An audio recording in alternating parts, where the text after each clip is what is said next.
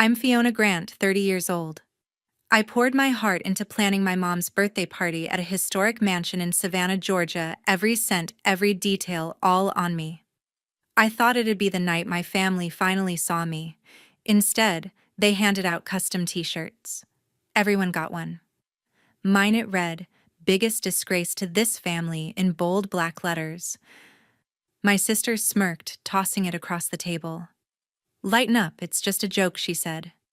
My mom laughed softly like it was nothing. My dad gave a half shrug, avoiding my eyes. My brother chuckled, sipping his drink. Even my aunt clapped like it was the punchline of the year. I didn't yell. I didn't cry. I folded the shirt, set it beside my plate, and forced a smile. My hands shook as I reached into my bag, pulled out a stack of papers, thick, official, important. All eyes were on me now. I held them up, tore them in half, slow and deliberate, page by page. The room went quiet. My sister's smirk faded. "What are you doing?" she snapped. I didn't answer. I dropped the torn papers on the table, turned, and walked out. The mansion's heavy doors creaked behind me. An hour later, my phone started buzzing, calls, texts, voicemails, one after another. They'd read what I destroyed. They knew. And they wouldn't stop calling. Do you think I did the right thing? Comment your thoughts below. Growing up in our suburban Atlanta home, I was the odd one out. My sister Trisha, 5 years older, was the golden child cheerleader, prom queen, married by 25. She's going places my mom Susan would beam, pinning another of Trisha's awards on the fridge. My brother Kevin, 2 years older, could do no wrong. He'd crash his bike, skip school, flunk tests, and my dad David would just ruffle his hair. "Boys will be boys," he'd say. Me, I was the afterthought. At 10, I won a science fair. Mom barely glanced at my trophy. "Don't get cocky, Fiona," she said. Dad nodded, eyes on his newspaper. Trisha smirked. "It's just a kids' contest." Kevin laughed, tossing his football. Their dismissal stung, but I swallowed it. By high school, I learned to stay quiet. Trisha got a car for her 16th birthday. I got a lecture about responsibility. Kevin got new sneakers every season. I wore hand-me-downs. I studied harder, joined debate club, earned scholarships. Overachiever Trisha would scoff like it was an insult. Mom and Dad never showed up to my events, too busy with Trisha's pageants or Kevin's games. My Aunt Joyce, Mom's older sister, would sometimes pat my shoulder. "You're doing fine, Fiona," she'd say, but it felt like pity. I craved their approval, but it never came. College was my escape. I moved to Athens, Georgia, studied event management, and threw myself into internships.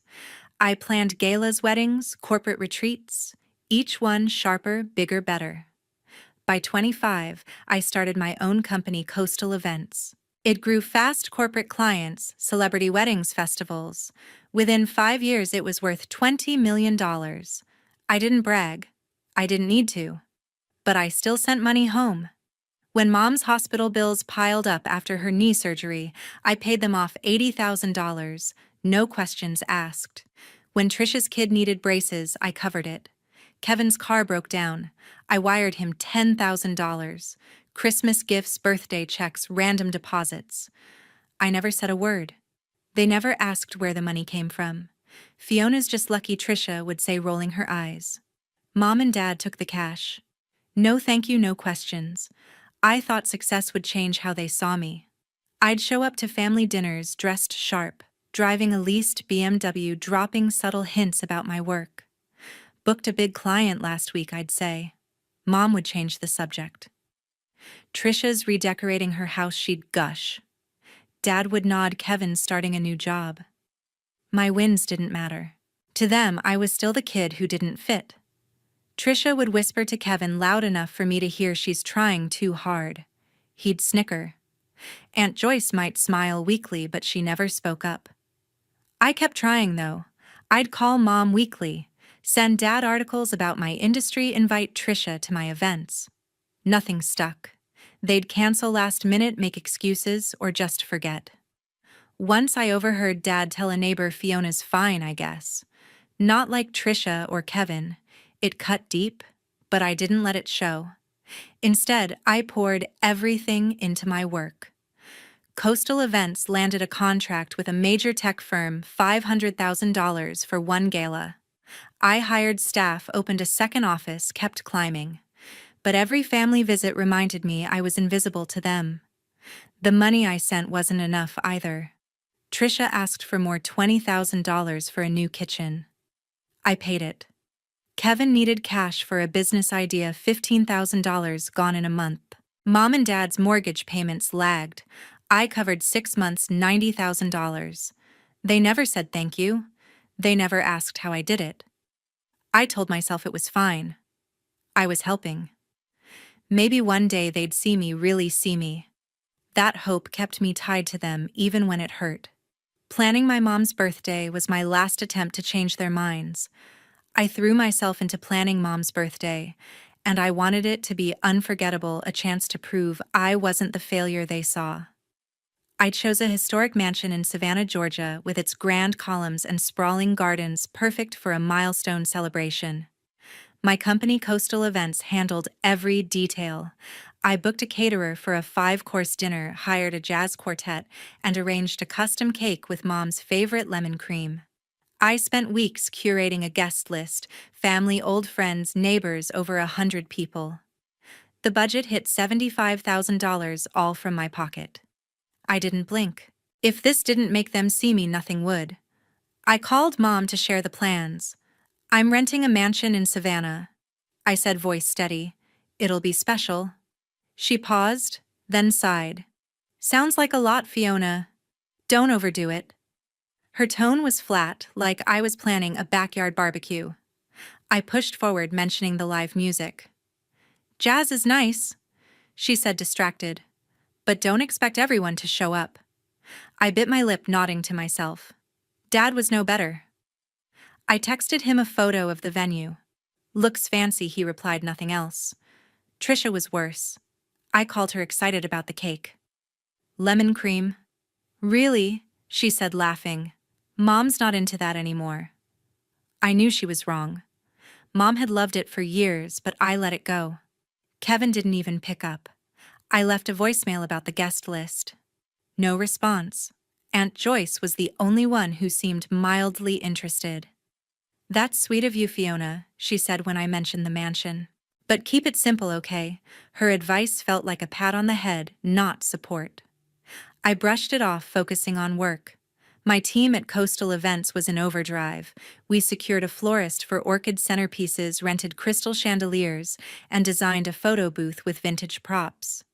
I stayed up nights tweaking the seating chart, ensuring Mom's friends had prime spots.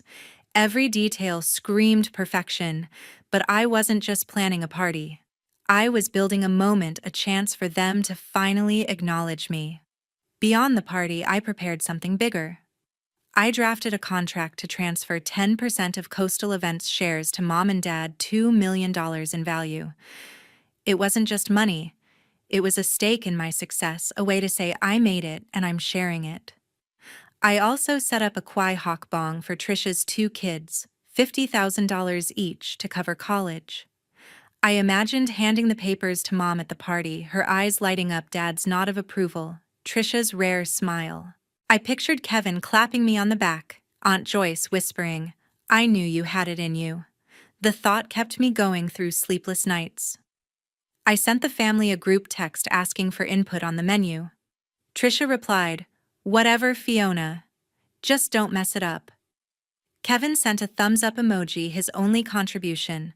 Mom called, but only to ask if I'd invited her old coworker. "She's important," Mom said, ignoring my questions about decorations.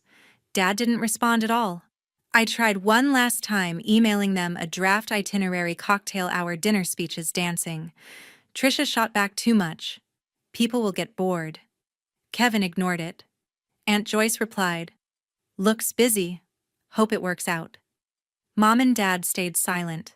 Their indifference stung, but I didn't let it show. I double-checked the contracts with my lawyer, ensuring the share transfer was airtight.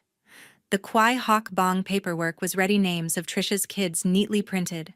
I tucked both into a sleek folder, picturing the moment I'd present them.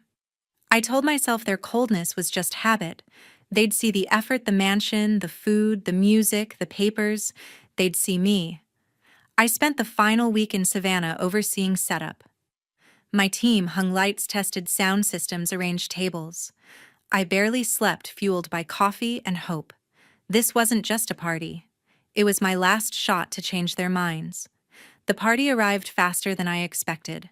The night of Mom's party began perfectly. The jazz quartet played softly, guests mingled with cocktails, and the five-course dinner was flawless. I stood by the head table watching Mom smile as old friends toasted her 60 years. For a moment, I thought I'd done it, made them proud. Then Trisha stood up, holding a stack of folded t-shirts, her eyes glinting. "We've got a surprise," she announced, voice sharp with mischief. She passed them out to the family, each one custom printed. Mom got Best Mom Ever. Dad's read King of the House. Kevin said Favorite Son. Aunt Joyce's was Family Rock. Mine came last. Trisha tossed it to me, smirking. "Go on, Fiona, open it." I unfolded the shirt. Black letters screamed, "Biggest disgrace to this family." The room froze. Laughter broke the silence. Susan chuckled first, covering her mouth like it was a playful jab. David's low laugh followed his eyes darting away. Kevin shrugged, grinning as he leaned back in his chair. Aunt Joyce clapped, nodding like it was the best joke she'd heard. Trisha stood proud, arms crossed. "Relax, Fiona, it's just for laughs," she said, her tone daring me to react. Guests shifted uncomfortably, some forcing smiles, others looking down. My chest tightened, but I didn't flinch. Years of their dismissal, Trisha's sneers, Mom's indifference, Dad's silence, Kevin's apathy flashed through me. This wasn't a joke. It was their truth. I set the shirt on the table, my hands steady despite the heat rising in my face. "Funny," I said, my voice calm, almost cold. I reached into my bag, pulling out the folder I'd prepared, the contract for $2 million in company shares, the Qui Hoc Bong for Trisha's kids, $50,000 each. I held it up, letting them see the crisp official pages. Trisha's smirk faltered. "What's that?" she asked, leaning forward. I didn't answer. Instead, I gripped the folder, tore it in half, then again and again. The ripping echoed in the quiet room. Pages fluttered to the floor. Susan gasped, her hand dropping. David's jaw tightened. Kevin sat up, eyes wide. Aunt Joyce stopped, clapping, her face pale.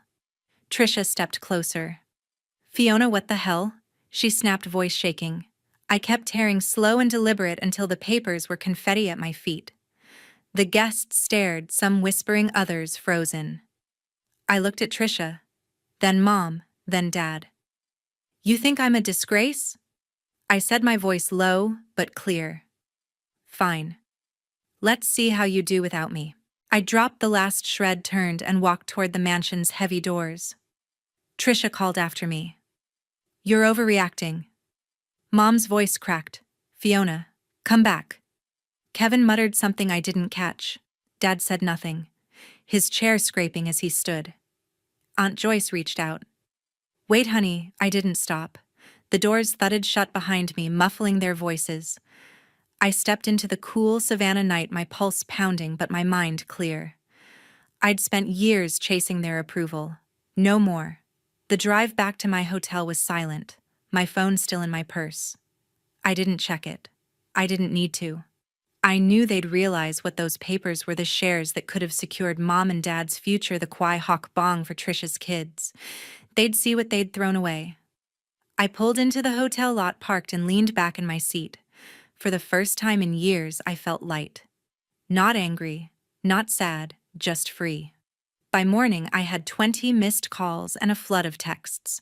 Trisha's came first, a voicemail dripping with venom. "You think you're clever, Fiona, ruining Mom's party like that? You're pathetic." I deleted it without a second thought. Susan's message was softer but sharp. "Fiona, we need to talk." "Those papers? What were they? Call me?" David's text was blunt. "You went too far. Fix this." Kevin sent a single line. "Nice stunt, Fiona. Real mature." Aunt Joyce left a voicemail, her voice shaky. "Honey, I didn't mean to laugh. Let's sort this out. I ignored them all, my screen glowing with their panic. They'd pieced together what I'd torn up. A guest had gathered the shredded papers, $2 million in company shares for mom and dad, $50,000 each for Trisha's kids' college funds. Trisha figured it out first, probably when she saw the letterhead of my lawyer's firm on a fragment. She didn't call again. Instead, she took to social media. Her post on Facebook was public tagged, with my name, Fiona Grant. The drama queen ruined our mom's 60th birthday with her tantrum, tore up important papers just to make a scene. It racked up likes from her friends' comments calling me ungrateful and spoiled. I scrolled through it, my stomach tight, but I didn't respond. I'd learned long ago that arguing with Trisha was like shouting into a void. Susan and David didn't bother with phones anymore. They started talking to anyone who'd listen: neighbors, cousins, mom's book club. Fiona's always been dramatic. Susan told her friend over coffee loud enough for it to spread. She lost it at the party, destroyed something important. David nodded along at a family friend's barbecue, adding, "She's got no respect. Never has." Their words filtered back to me through a mutual acquaintance who texted horrified, "Your parents are saying you had a breakdown." I stared at the message, my jaw clenched. They weren't just upset. They were rewriting the story to make me the villain. Kevin piled on, texting me again. "You embarrassed us all. Why can't you just be normal?" His words stung, but I didn't reply. Trisha's posts kept coming. She shared a photo of the t-shirt captioned, "This was a joke," but Fiona made it all about her. Typical. Her followers ate it up, leaving laughing emojis and comments like, "What a mess." I watched the notifications pile up, each one a jab, but I stayed silent. My phone rang again. Susan, then David, then Aunt Joyce. Voicemails stacked up. Susan's tone shifted to pleading, "Fiona, we didn't mean it like that. Call us back." David's was gruff. "You can't just walk away like this." Joyce's was gentler. "We're family, Fiona. Let's fix it." Kevin sent another text. "You owe mom an apology." I powered off my phone, the screen going black. Their desperation wasn't about me. It was about what they'd lost. Those papers weren't just gifts. They were lifelines. Mom and Dad relied on my money to float their debts, $90,000 for their mortgage alone last year. Trisha's family leaned on my checks for extras like her kids' private school fees. Kevin's business ideas burned through my cash.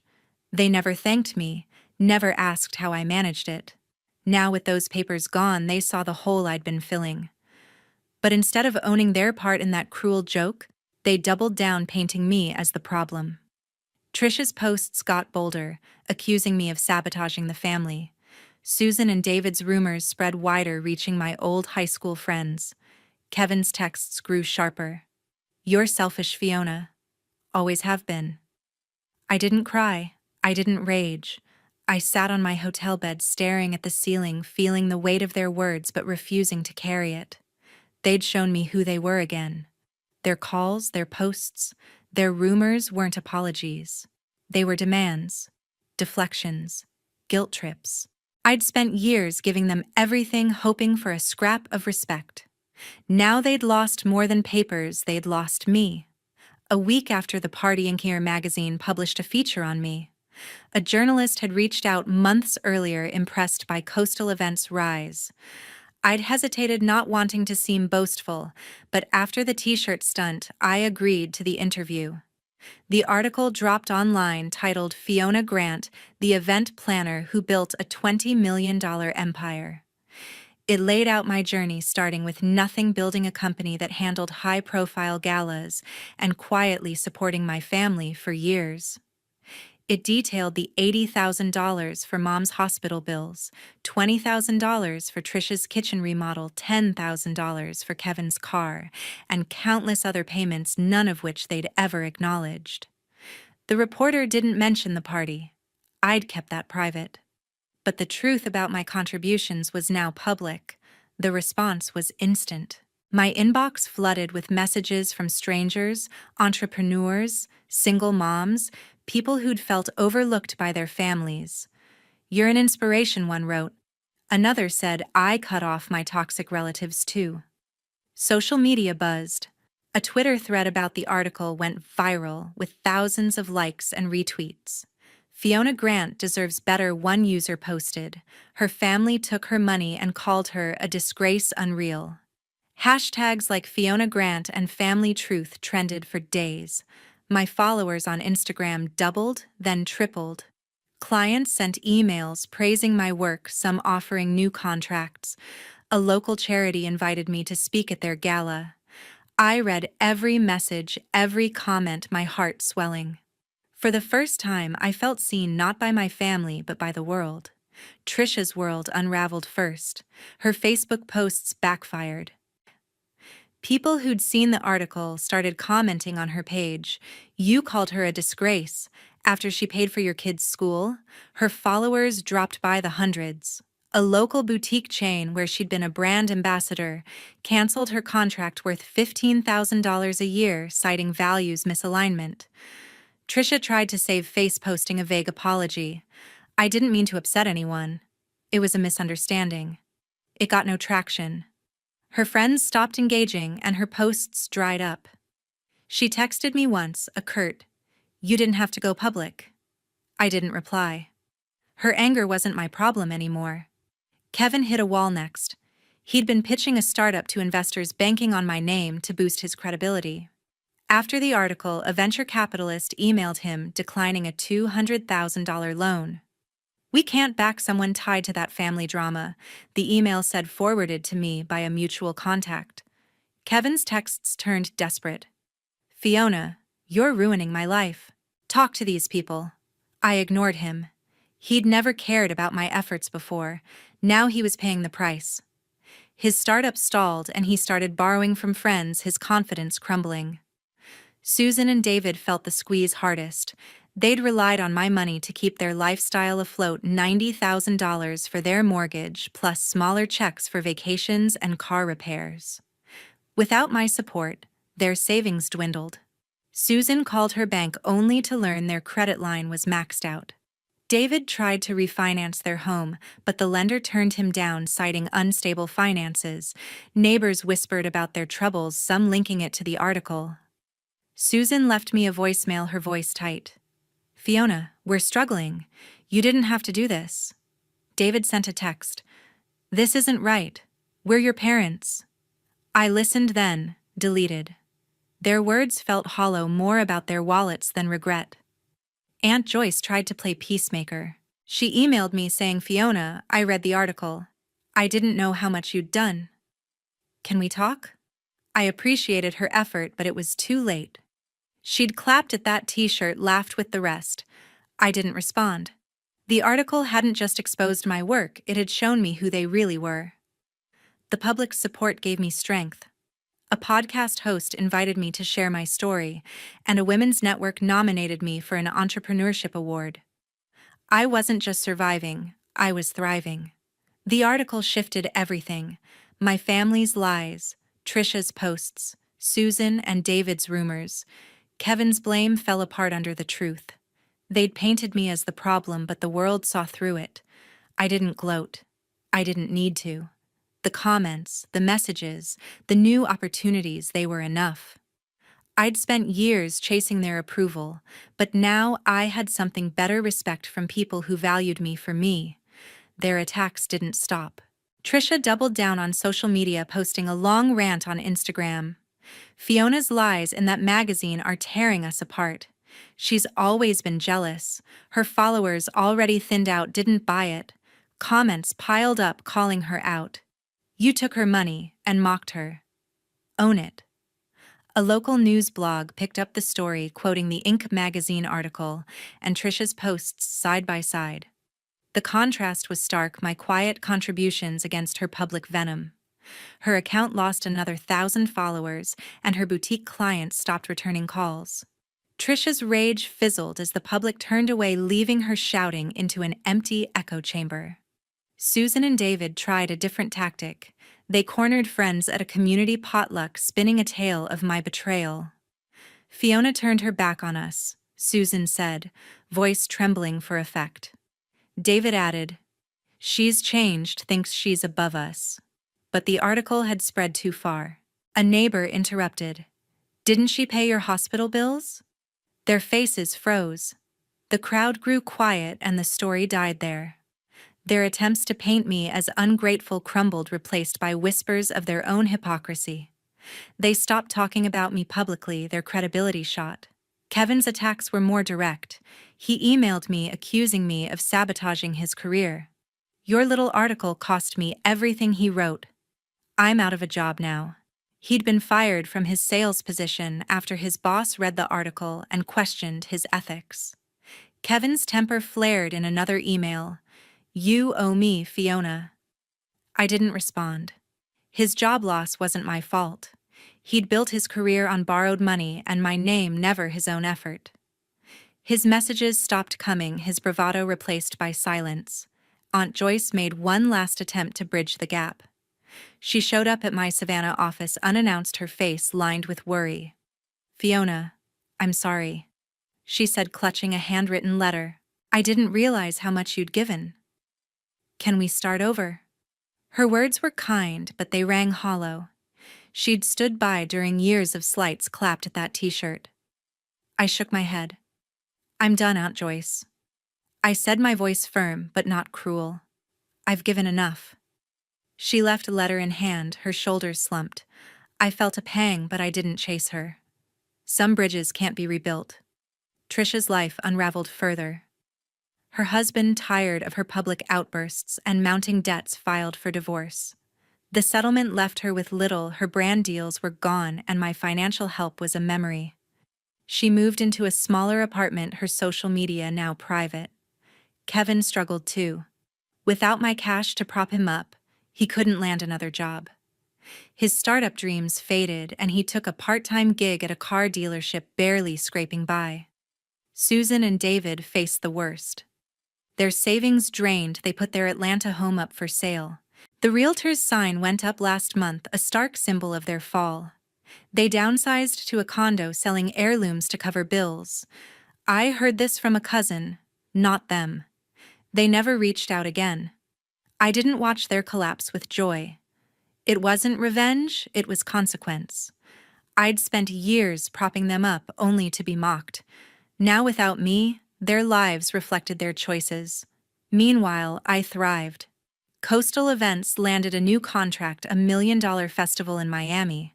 I hired 10 more staff, opened a third office, and spoke at a national conference. My inbox stayed full, not with family demands, but with invitations, podcasts, panels, even a book deal offer. I bought a small house by the coast, a place that felt like mine. Mornings started with coffee on the porch, the ocean breeze carrying no guilt, no expectations. 2 years later, I stood taller.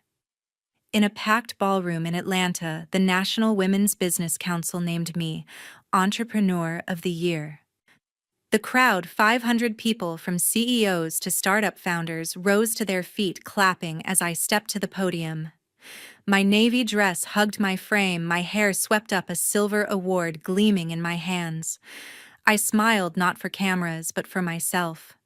The citation praised Coastal Events, now valued at $25 million, for redefining the industry. They lauded my resilience, my innovation, my quiet philanthropy, donations to local shelters, scholarships for single mothers. I spoke briefly, thanking my team, my clients, and the strangers who'd lifted me up. I didn't mention my family. They weren't part of this moment. After the ceremony, my phone lit up with messages. Not from Trisha, Kevin, Susan, David, or Aunt Joyce. None of them had reached out since Aunt Joyce's visit. The texts came from people I'd never met. A young woman in Texas wrote, "Your story gave me courage to leave my toxic job. Thank you." A father in Chicago messaged, "I read about you in Inc. magazine. You inspired me to stand up to my parents." A college student emailed, "I'm starting my own business because of you." Each note felt like a spark warming a part of me I'd thought was gone. I saved every one, rereading them on quiet nights, a reminder that my worth wasn't tied to my family's approval. I'd heard bits about them mostly through distant cousins. Trisha was rebuilding working a retail job after her divorce, her social media silent. Kevin had moved to a smaller town taking odd jobs his startup dreams abandoned. Susan and David settled into their condo living modestly, their social circle smaller now. Aunt Joyce sent a Christmas card last year signed only with her name. I didn't respond. Their lives had moved on, and so had mine. I didn't check their updates anymore, didn't wonder what they thought. Their voices, once so loud in my head, had faded to nothing. The award wasn't the only milestone. Coastal Events expanded, securing a $2 million contract for a national music festival. I opened a fourth office in New York, hired 20 new staff, and launched a mentorship program for young women in business. My coastal home became my sanctuary with a garden I tended myself, roses blooming under my care. I hosted dinners for friends, real ones who laughed at my jokes, not my pain. I traveled speaking at conferences in Seattle, Miami, London. Each trip, each speech built a life that felt full, not because of accolades, but because I'd chosen myself. The lesson came slowly, carved from years of hurt. I'd spent my life chasing acceptance, Trisha's respect, Kevin's gratitude, Mom and Dad's pride, Aunt Joyce's understanding. I'd tied my value to their nods, their smiles, their fleeting approval. But that night in Savannah, when I walked away, I learned something sharper. Self-respect matters more. No one's validation, not even family's, defines your worth. You do. I'd given them everything: money, time, love, and they'd thrown it back with a t-shirt and laughter. Walking away wasn't just about them. It was about me choosing to honor my own heart. Those messages from strangers taught me something else. Your story, when shared, can light someone else's path. I started a blog not for fame, but to connect. I wrote about building a business, surviving betrayal, finding peace. Readers responded, sharing their own struggles, abusive families, dismissive bosses, dreams they'd buried. I answered every email, every comment, offering what I'd craved: someone to say, "You're enough." My words reached thousands, then millions. A publisher approached me for a memoir. I signed the deal not for money, but to keep the spark alive. Standing on that stage, award in hand, I didn't feel triumph over my family. I felt free. The weight of their expectations, their mockery, their lies, it was gone. I'd built a life that reflected who I was, not who they wanted me to be. The applause faded, but the lesson stayed: respect yourself first, and the world will follow. I walked off the stage, my steps light, knowing I'd found my place not in their shadow, but in my own light.